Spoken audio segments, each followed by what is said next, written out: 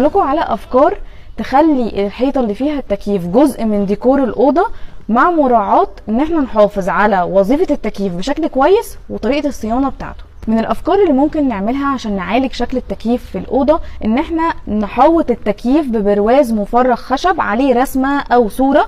التكييف هيبقى بداخل الفريم ده طول ما احنا قافلينه مش باين، واحيانا استخدام التكييف هرفع الضرفه اللي هي هرفع البرواز او الصوره، وده مش هيعيق خالص حركه الهواء وهي خارجه من التكييف.